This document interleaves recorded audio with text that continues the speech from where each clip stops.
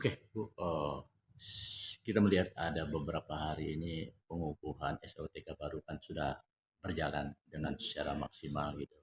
Namun juga kita sedikit perlu kita ketahui jumlah seluruh pegawai yang ada di Kota Waringin Barat ini dari tingkatannya tuh tingkatan apa aja, Bu? Dan berapa banyak jumlahnya?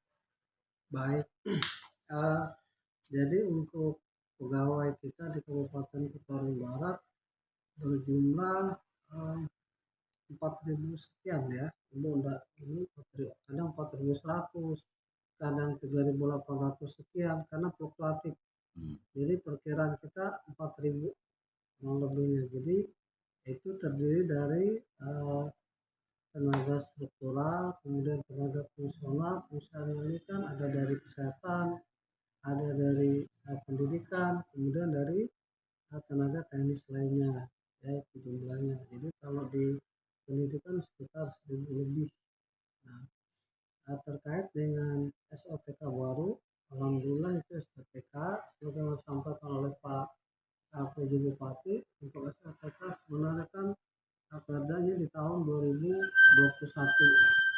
Nah, cuman penyusunan perbuk tentang tupoksi masing-masing SKPD itu baru selesai di 2022 karena memang cukup panjang prosesnya, harus melalui persetujuan uh, pemerintah provinsi, kemudian juga Kemdagri, itu yang panjang karena status kita pejabat bupati.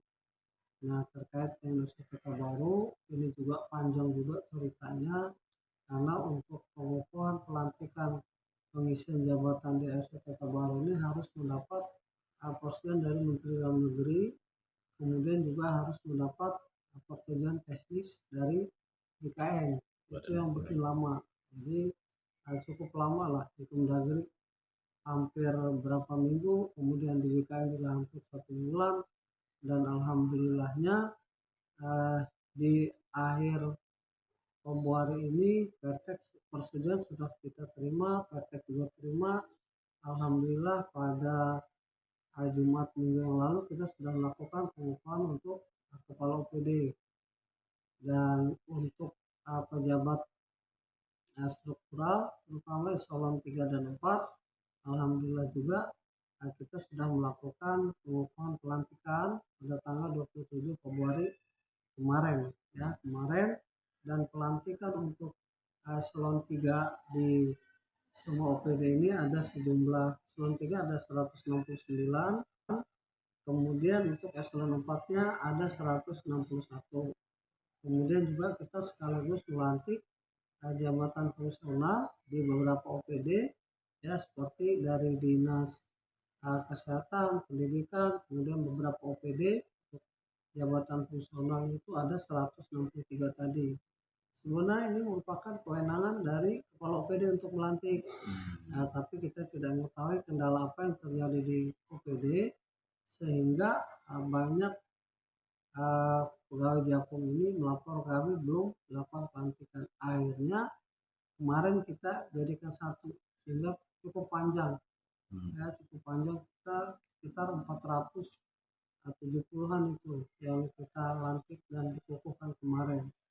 Dan alhamdulillah juga pada saat itu masih ada satu orang pejabat kepala desa yang belum dilantik, jadi sekaligus kemarin, jadi sekaligus. Nah, kalau kita bicara TKD itu Bu tenaga kontrak daerah atau apa, Bu?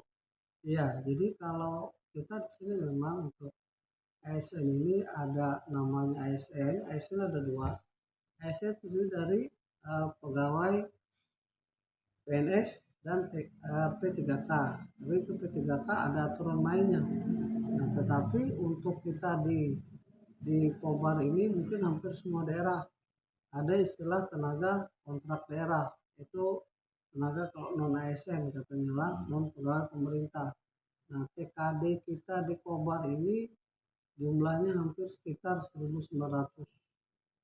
Jadi yang kita masukkan usul untuk meminta formasi ke BKN itu sekitar 1.500 lebih yang coba kita ajukan, bukan ke BKN, ke Kemenpan RB, untuk formasi pengusulan uh, tenaga kontrak daerah ini diusulkan untuk menjadi P3K.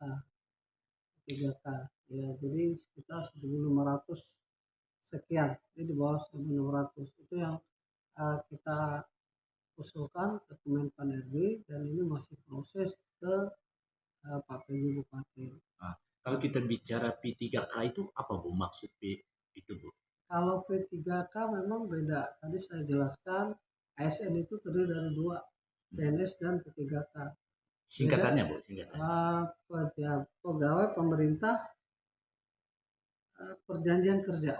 Oh, Perjanjian kerja. Dia istilahnya perjanjian kerja. Jadi bedanya mereka sama aja dengan pegawai negeri sipilnya.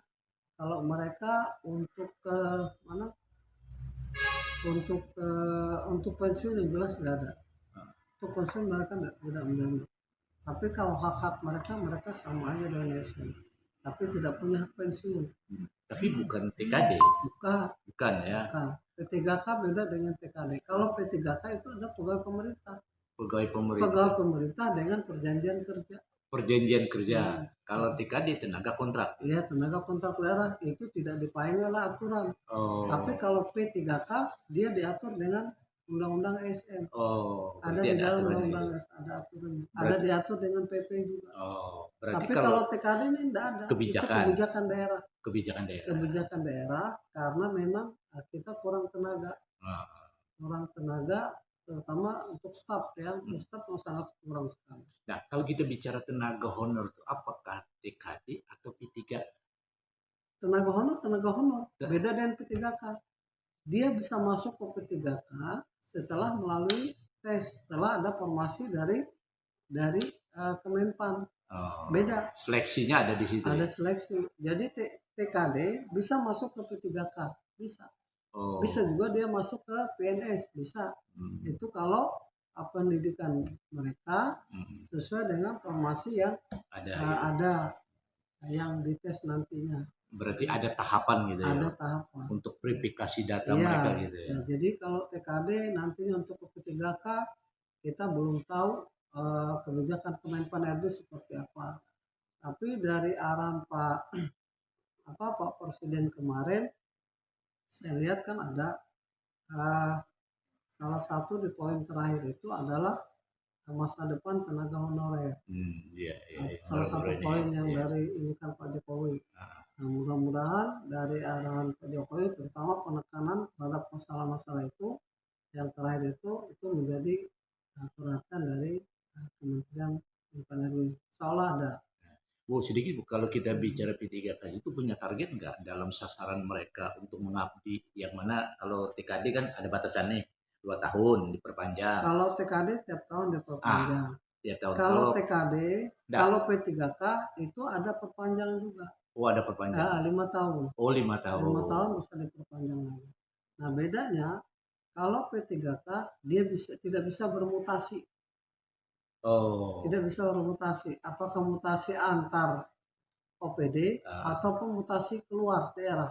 Berarti tetap dia. Tetap. Nah, saya di situ. Kecuali ada kebijakan baru dari pemerintah daerah. Tapi itu untuk dalam skop kabupaten ya. Tapi kalau keluar daerah itu berarti dia mutus hubungan kerja. Karena perjanjian kerjanya adalah dengan Pemkab kabupaten. Di wilayah itu sendiri. Iya, satu wilayah. Tapi kalau formasinya mereka ada koordinasi dengan kabupaten lain sehingga disetujui sini bisa nggak aturan? Nah, itu belum ada aturannya. Belum ada. Tapi kalau kebijakan bisa nggak untuk dilakukan? Nggak bisa gitu ya? Karena kita membiayai P3K, ya kontraknya dengan kita, dengan daerah kita. Kalau kita artinya dalam konteks dia mengabdi nih, mengikuti suami, mungkin suami kalau umpamanya ada formasi P3K, dia mau ikut tes ke lain daerah, boleh. Dia ikut tes. Boleh. Tapi kalau perpindahan, artinya mereka sudah dibekukan. Itu belum ada aturan. Belum ada aturan. Belum ada. Artinya selama ini belum ada. Belum ada ya. Belum ada regulasinya. Belum ada regulasinya. Tapi kalau tenaga kontrak daerah, dia mau ikut tes P3K ke daerah kabupaten lain, boleh sepanjang masa kerjanya sesuai dengan ketentuan dan data yang bersangkutan ada di apakah di Dapodi atau di Rembuk kalau di Kementerian Kesehatan. Nah, kalau itu kita bicara P3K tadi dengan TKD. Tapi juga saya dengar informasi ada yang tenaga pusat ditaruh di daerah. Kalau tenaga pusat taruh daerah nggak ada. PTT atau bidan seperti Oh, bidan-bidan kalau itu? PTT itu Kementerian Kesehatan. Itu Oh, MOU dari Kemenkes. Nggak oh. ada. Nggak tahu kalau sekarang. Nah, tapi Kalau dulu ada. melewatinya, regulasi melewatinya apakah juga melewati ke Badan Kepegawaian Daerah untuk Enggak. mengetahui bahwa Enggak. ini Mereka langsung ke berarti Kemenkes. partikel dia? Kita langsung. Tidak Oh, lewat kita, tapi langsung ke Kemenkes. Tapi biasanya eh, data mereka sebagai tenaga PTT itu dihitung pada saat dia ikut tes di P3K oh P3 dan ya. poinnya cukup besar untuk P3K. Oke, Bu. Untuk menyikapi Hmm, mengakhiri mungkin harapan Bu. hmm. Harapan Ibu ke depan sebagai kepala eh, BK PSD BKPSD. baik.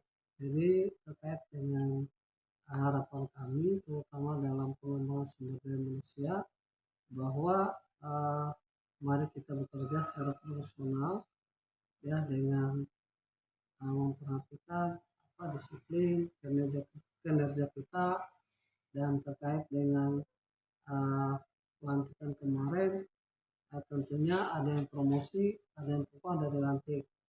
Nah, jabatan itu adalah amanah ya, amanah tidak bisa kita meminta atau seperti apa, amanah. Jadi kita melihat bahwa yang bersangkutan ini sesuai kinerjanya disiplinnya itu yang kita apa ya, kita prioritaskan. Jadi sebagaimana arahan Pak PJ kemarin, bekerjalah dengan maksimal dengan disiplin yang baik dan yang lebih utama adalah memperhatikan kepentingan masyarakat terutama pelayanan kepada publik. Itu. Oh, demikian wawancara kami kepada kepala badan kepegawaian yang ada di Kota Waringin. Hmm. Masih.